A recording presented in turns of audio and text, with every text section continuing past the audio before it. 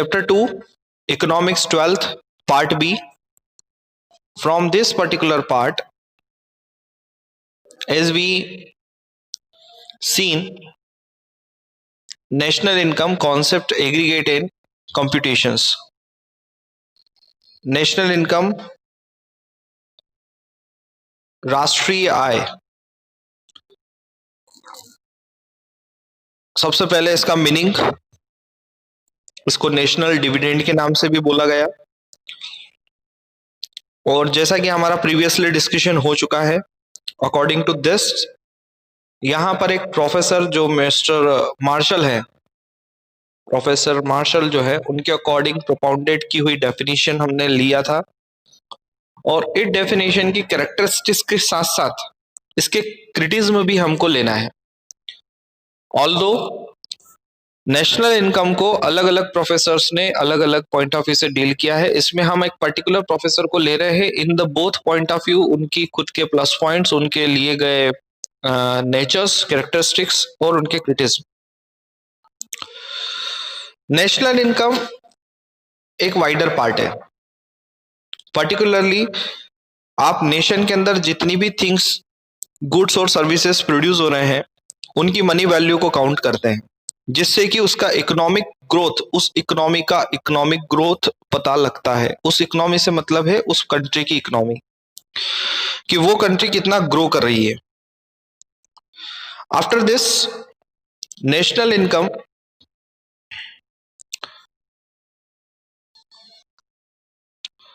जैसा कि एक टॉपिक आप यहां पर लिखा हुआ भी देख रहे हैं, जस्ट कि यहां पर which of three definition is good, अलग अलग प्रोफेसर्स के द्वारा बताई हुई है। तो यहां पर इसको भी एक बार एज एन कंक्लूजन आप लोग पढ़ लीजिएगा। आफ्टर दिस इसमें शामिल किया गया है पर्सनल इनकम, जिसको कि सिंबॉलिकली पीआई के नाम से बताया जाता है। Personal income refers to that income which is actually received by the individual or household in a country during the year। किसी एक ईयर के अंदर किसी हाउस होल्डर ने जो भी पैसा कमाया, जो भी पैसा इन द फॉर्म ऑफ सर्विसेज या गुड्स के फॉर्म में कमाया, तो वो उसकी पर्सनल इनकम काउंट होती है। It is important to note the whole national income earn by factor of production. Factor of production क्या होता है, ये प्रीवियसली हम डिस्कस कर चुके हैं। इन 1 year is not available to them. Several deductions are made from it, such as corporate income tax, undistributed corporate profits, social securities contribution, transfer payments like relief payment, unemployment compensation, old age pension, इस तरीके की things को भी इसमें यहाँ पर minus किया जा रहा है नेशनल इनकम में से, because these are not the part of personal income. इसको पर्सनल इनकम का पार्ट नहीं माना जाता। As we seen the formula, एक फॉर्मूला भी यहाँ पर आपको बताया जा रहा है। वो फॉर्मूला इस बारे में आपको इंडिकेट करता है कि किसी भी नेशन की पर्सनल इनकम को काउंट करने के लिए उस नेशन की इनकम में से, जैसा कि फॉर्मूले में आप देख पा रहे हैं, social securities, corporate income tax, undistributed corporate profit और दूसरे सारे पेंशन टाइप मिलने वाले मॉनेटरी बेनिफिट उन लोगों को दिए जाने वाले, तो ये पर्सनल इनकम में काउंट नहीं होते, इसलिए डिडक्ट किए जा रहे हैं। DPI, the full form of DPI is disposable personal income. Disposable personal income को इन्होंने किस तरह से बताया है, जो भी सेविंग्स आप अपने पर्सनल इनकम को अर्न करने के बाद में कर लेते हैं, वो डिस्पोजेबल पर्सनल इनकम कहलाती है। या जो भी एक्सपेंसेस आपने अपने लाइवलीहुड के लिए, अपने लग्जरीज के लिए, अपने कंफर्ट के लिए कर दिए हैं, वो डिस्पोजेबल पर्सनल इनकम कहलाती है। तो मैंने इसको दोनों एंगल से आपके सामने रखा। और एक फॉर्मूला भी आपको अगेन फिर से दिख रहा है, क्योंकि ये चैप्टर जो है वो थोड़ा सा लॉजिकल बेस है, कैलकुलेशन बेस है। तो इसमें लिखा जा रहा है disposable personal income, this one, मैं इस फॉर्मूले की बात कर रहा हूं। Disposable personal income is equal to personal income minus personal direct taxes. ठीक है ना। होता यूं है कि हर इंसान पैसा कमा रहा है, जो भी अर्निंग पर्सन है वो अपने टैक्सेस, अपने एक्सपेंसेस को जब वो पे ऑफ कर देता है, तो बाकी की बची हुई इनकम वो है टैक्सेस हटने के बाद, जिसे वो अपनी लाइफ के कंफर्ट, लग्जरीज और लाइफ के स्टैंडर्ड को बनाए रखने के लिए खर्च करेगा। तो जो पार्ट बच गया that is called disposable. Dispose करना मतलब खर्च करना, ठीक है। नेक्स्ट इज पर कैपिटल इनकम। पर कैपिटल इनकम जैसा कि फॉर्मूले में भी हमको दिख रहा है, हियर एक बहुत अच्छा फॉर्मूला यहाँ पे दे दिया है। नेशन की टोटल इनकम को उस नेशन की टोटल पॉपुलेशन से डिवाइड कर दीजिए, तो हर इंसान जो भी अर्निंग पर्सन है वो कितना अर्न कर रहा है उस नेशन का आपको डाटा पता लग जाएगा। ये भी एक मेजर हो गया किसी भी नेशन की ग्रोथ पता करने का। जो भी नेशंस हैं वो नेशंस के अंदर जो रहने वाली पॉपुलेशन है वो सभी अर्न कर रहे हैं, तो आप उस नेशन की टोटल इनकम से उस नेशन की पॉपुलेशन को डिवाइड से उस नेशन की इनकम को डिवाइड कर देते हैं।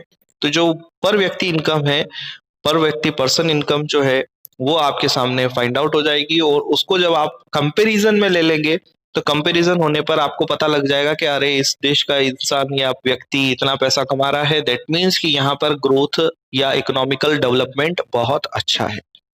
ये भी एक मेजर हो गया किस चीज के लिए, नेशन की ग्रोथ पता करने का।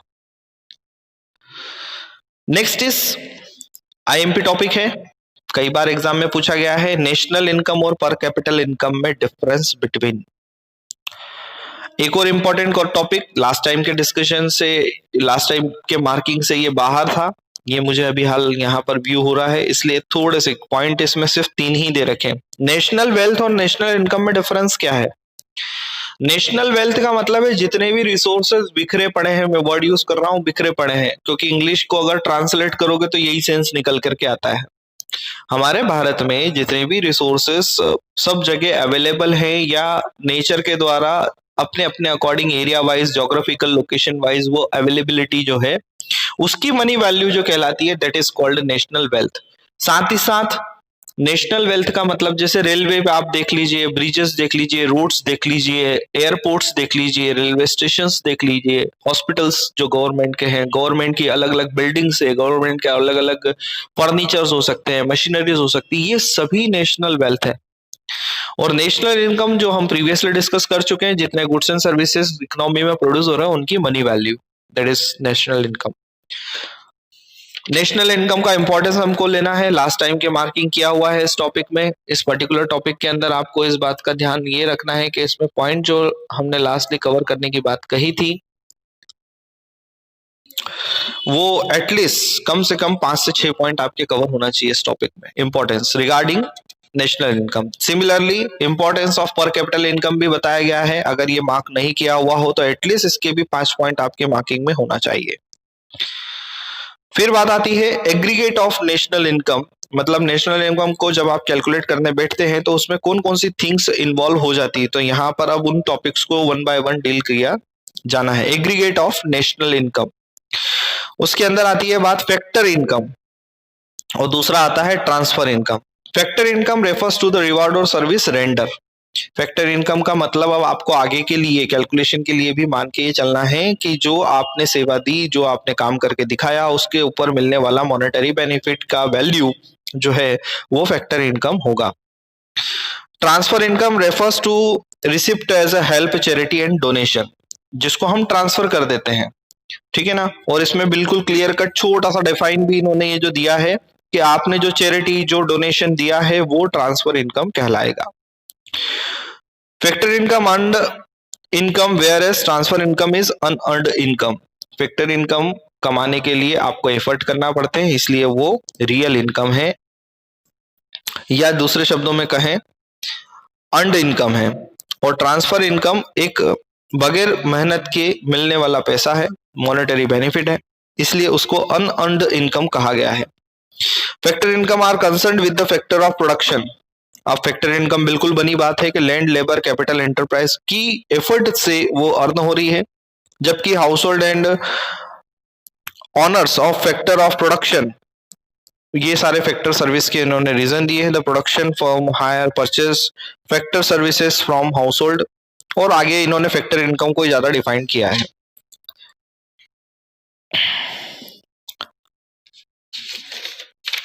नेक्स्ट आता है इसमें टाइप्स ऑफ फैक्टर इनकम आप ले लीजिएगा, सिर्फ पढ़ने के हिसाब से है। हर फैक्टर का अपना एक रिटर्न है। फैक्टर ऑफ प्रोडक्शन की बात की जा रही है, फैक्टर ऑफ प्रोडक्शन का अपना एक रिटर्न है। लैंड रेवेन्यू पर डिपेंड है, कैपिटल इंटरेस्ट पर डिपेंड है, एंटरप्राइज प्रॉफिट पर डिपेंड है। तो हर फैक्टर पर मिलने वाला रिटर्न फैक्टर इनकम बन जाता है। फिर बात आती है यहाँ पर रहने की स्थिति, नॉर्मल रेसिडेंट। ये वाला टॉपिक मैंने आपसे लास्ट टाइम भी डिस्कस किया था, उसके अकॉर्डिंग फिर भी मैंने आपको डिफाइन ये दिया था कि नॉर्मल रेसिडेंट मतलब किसी नेशनल इनकम को हर बार हर साल फाइंड आउट किया जाता है। ये ऐसा कैलकुलेशन जो है जो इकोनॉमी की ग्रोथ को बताता है। तो इसका मतलब ये हुआ कि इकोनॉमी की ग्रोथ हर साल कैलकुलेट होगी, तो नेशनल इनकम भी हर साल कैलकुलेट होगी। तो नेशनल इनकम को अर्न करने वाले लोगों का स्टेटस मतलब रहने की स्थिति भी हर साल कैलकुलेट होगी कि वह रिलेटेड व्यक्ति इंडिया में रह रहा है या इंडिया के लिए काम कर रहा है या इंडिया की इकोनॉमी के लिए कमा रहा है। दैट इज इससे को कैलकुलेट करने से पहले उसका नॉर्मल रेसिडेंशियल स्टेटस कैलकुलेट किया जा रहा है। इसके अंदर टाइप्स भी बताए गए कि कोई फॉरेनर है पर वो हमारी इकोनॉमी को सपोर्ट करता हुआ जा रहा है, तो ये भी हो सकता है, बिल्कुल बनी बात है।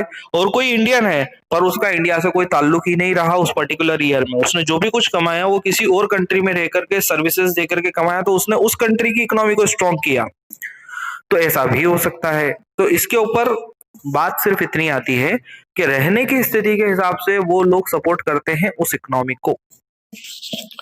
नेक्स्ट आता है domestic territory of a country. Word को यहाँ पर इन्होंने डिफाइन किया हुआ है, डोमेस्टिक टेरिटरी। डोमेस्टिक टेरिटरी मतलब घरेलू सीमा।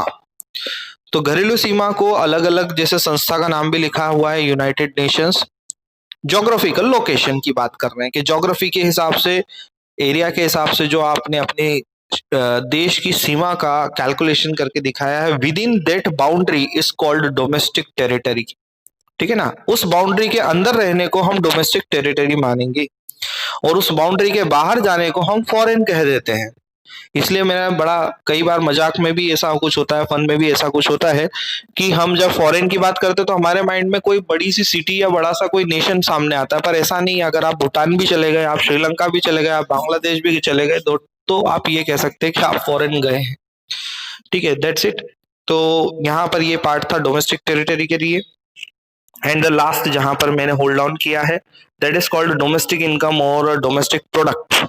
तो भारत में कमाया गया पैसा, भारत के लिए कमाया गया पैसा, अर्न हुआ पैसा, ग्रो हुआ पैसा, उस इकोनॉमी में प्रिवेल हुआ मनी जो है वो डोमेस्टिक इनकम कैसे बनता है, डोमेस्टिक प्रोडक्ट के प्रोड्यूस होने के कारण। तो यहाँ पर इसके अंदर ये दिखाया गया है, there is no difference between domestic income concept, domestic product concept. Domestic income and domestic product both are the same.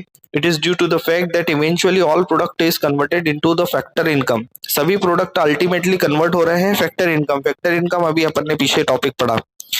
In the first phase the product producing firm higher purchase factor of products में भी possible कि वो higher कर रहे हैं या खरीद रहे हैं फैक्टर ऑफ प्रोडक्ट्स को फ्रॉम द हाउस होल्ड से खरीद रहे हैं। मतलब लोग काम करने के लिए कहां से आएंगे, अल्टीमेटली आपको मजदूरों की अगर जरूरत है तो वो आएंगे तो नेशन के अंदर से ही।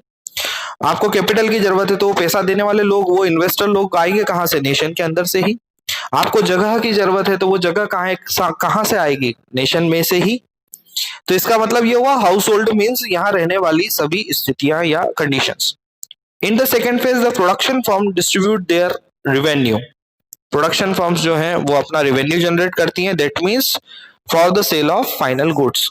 तो वो तभी हो पाता है जब वो गुड्स सेल होने लायक बन जाता है। Among the owners of factor of production that means household, the household are paid compensation in the form of labour, rent, lent to interest for capital, profit enterprise के लिए।